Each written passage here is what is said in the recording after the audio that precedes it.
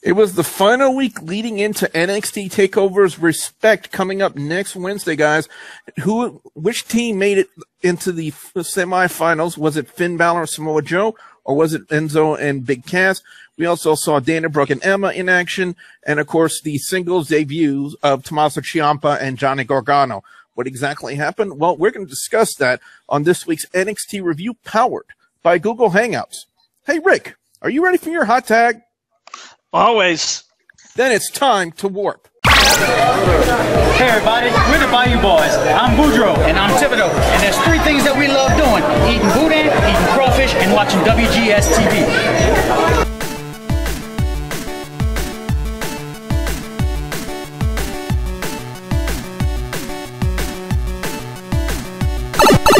Greetings, YouTube. You have warped your way into another episode of WGS-TV right here on youtube.com/WrestleGamer. I am the WrestleGamer, WB Bummy Boudreaux. Today is Thursday, October 1st, 2015. Yeah, guys, think about that. We're already in October.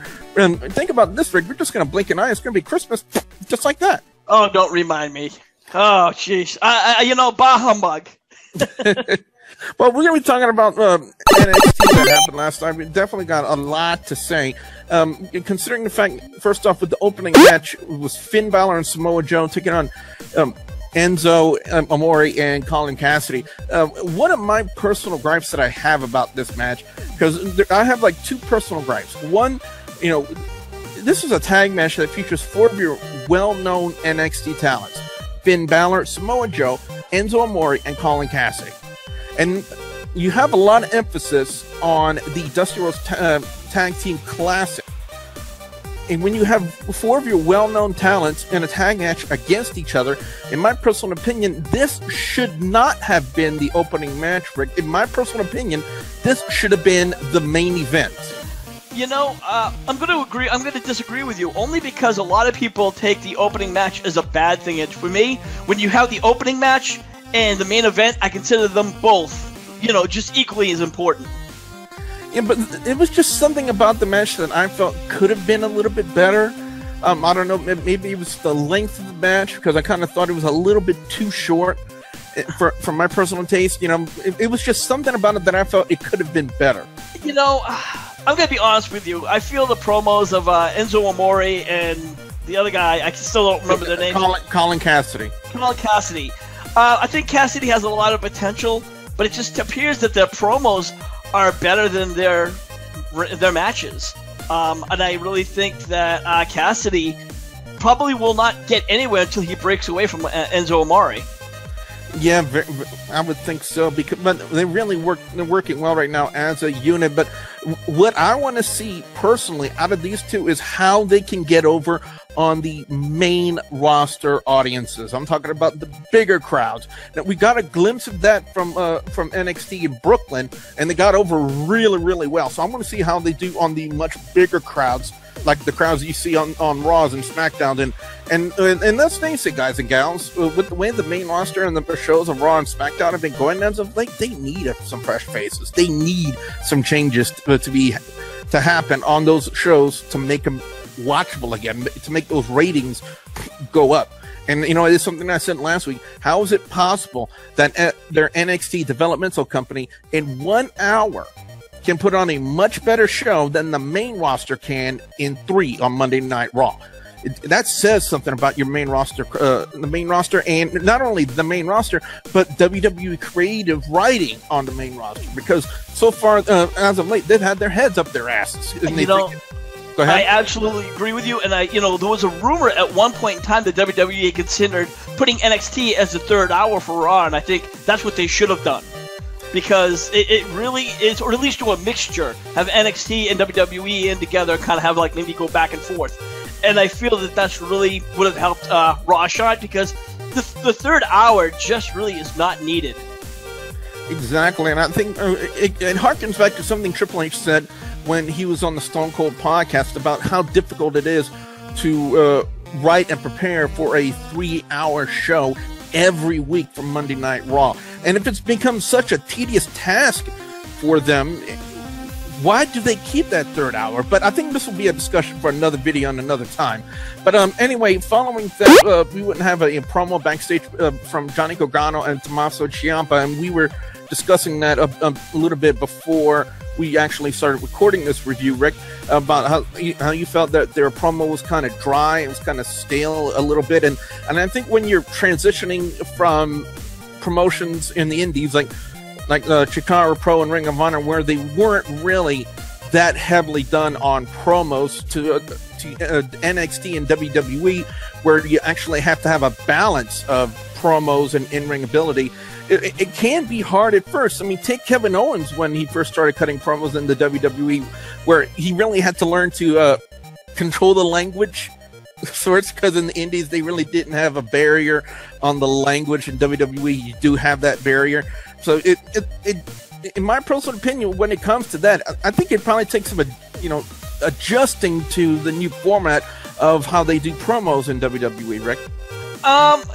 Again, yes, I see your point, and there is some validity in that. But also, when you take other indie wrestlers that came into the big time, CM Punk be one, he could shoot promos right walking into the company, no problems. And that's when you know you have a true talent.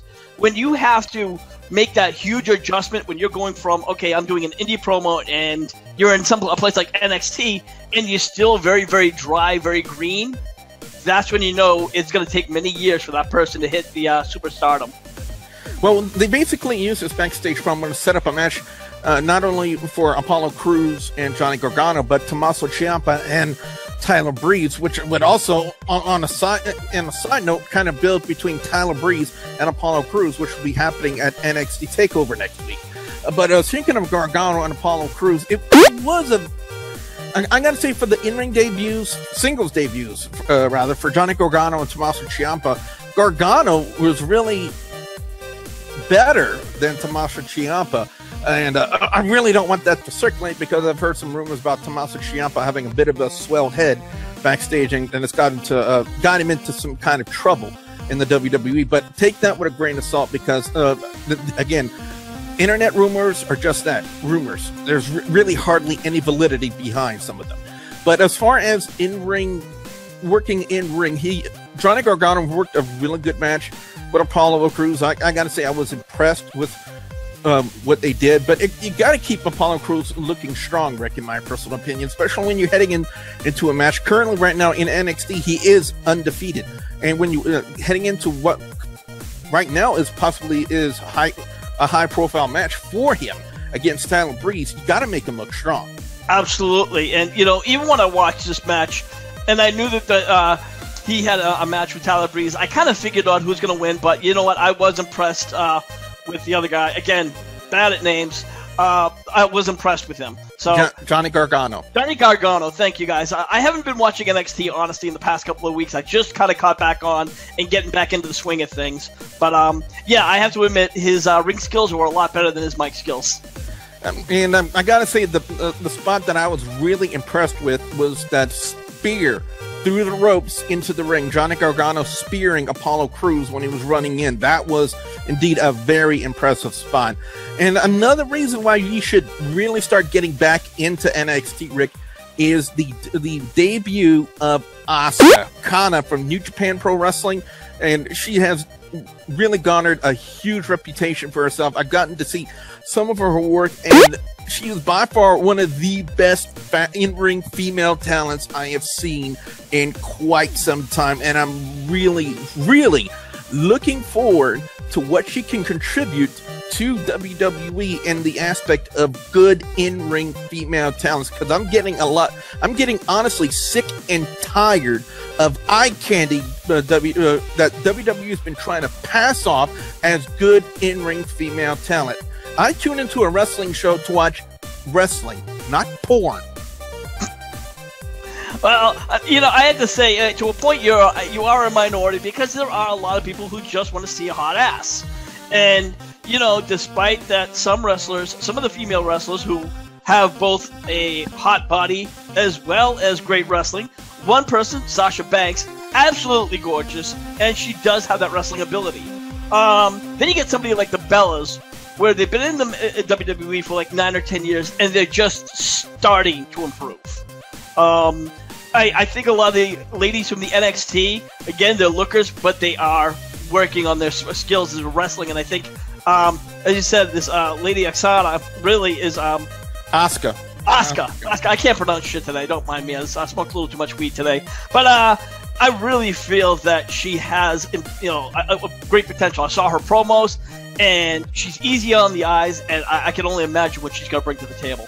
Yeah, especially when they showed her doing the karate, her strikes against the kickboxing bag. I'm not even sure if that's the proper terminology. And then she looked to the ring and looked to the camera rather, and just had that smile. I'm really looking forward to what she and Dana Brooke will be able to do. And by the way, she did tweet something. She does have a Twitter, and she threw out a very interesting tweet. It says, "Hey Dana, you want to hang out this weekend?" And then at the end of it, it's just the word laughs. Yeah, it's gonna be really interesting to see what she can do. But speaking of Dana Brooke and Emma, they were in a tag match against Billie Kay and Kaitlyn Royce, and I'm gonna say from the way Kaitlyn Royce and Billie Kay look so similar, you can almost say that they probably maybe worked together in the independents before. I'm not very sure as to their history, but it's you can't really call it a coincidence, Rick, of how well, or not only how much they almost look like each other, but their in-ring ability and their in-ring gear look so similar to each other. And that shows you what makes a great tag team. When a tag team has that chemistry, and they also kind of look like, have that same kind of outfits, which we rarely see in tag teams nowadays. I can only name 2 or 3 tag teams, and most of them will come up from NXT that kind of have that chemistry. Before, for a while, WWE was just throwing 2 wrestlers together, and they were just, kind of doing a combo name like Jericho Show, and Miz Show, and while they're both Air Boom, Kofi Kingston and Evan Bourne.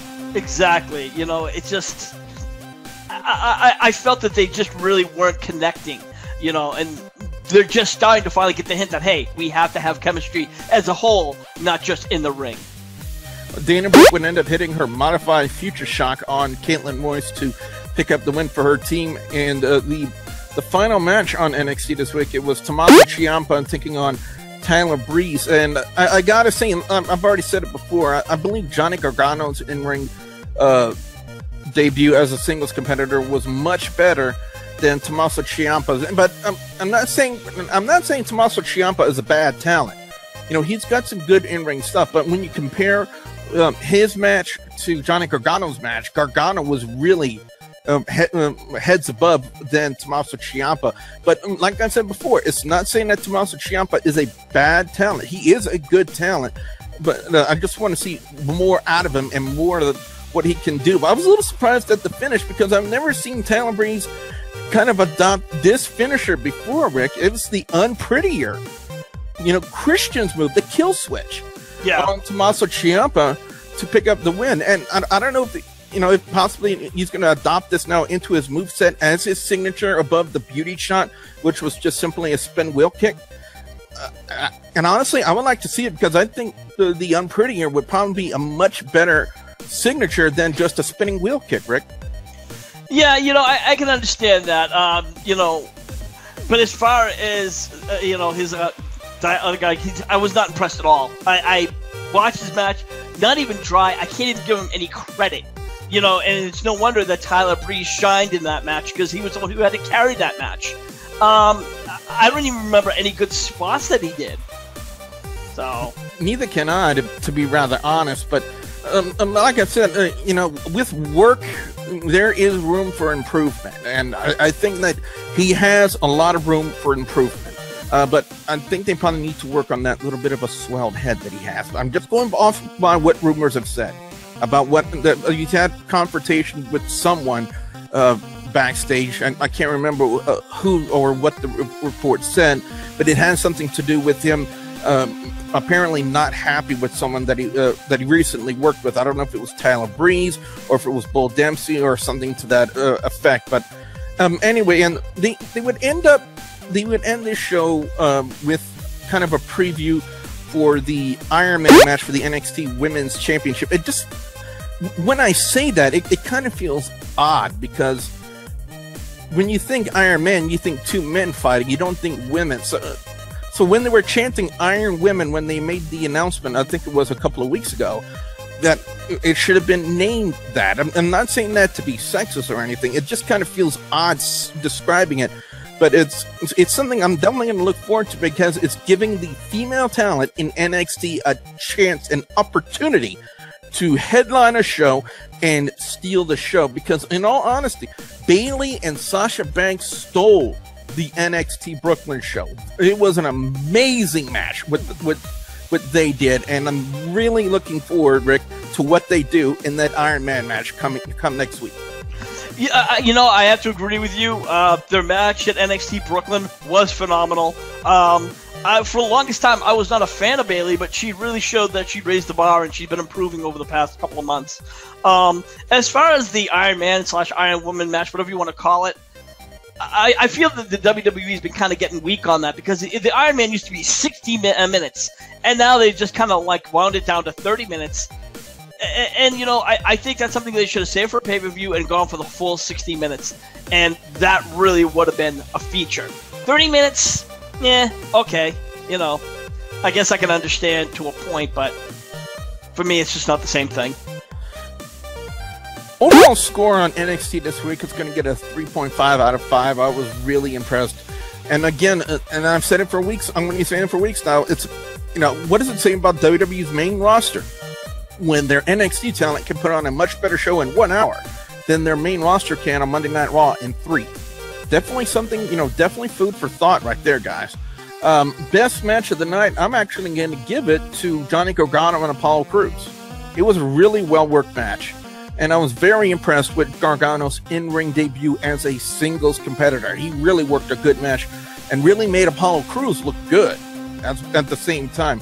I really don't have a worse match to talk about, because again, the NXT talent has just been so impressive, and their shows have been so enjoyable to watch. It almost makes you forget how crappy the main roster, about 85-90% of the main roster talent is. But anyway, that's been my overall score. Rick, over to you, your overall score and your picks for best and worst match or segment of NXT this week. You know what? Considering their only development, I'll give them a 3. I can understand. Like I said before, there are a couple of guys in there that's very, very green, that does need work. But again, that's what the whole point of NXT is for development, for improvement. So, you know, I'm going to go a little bit easier on that. But for me, the opening, I have to say the opening tag match was one of my personal favorites. I thought there was some really good spots in there. Plus the Divas tag team match. Great. You know, again, that new tag team that's coming in, they really show signs that they have something to offer.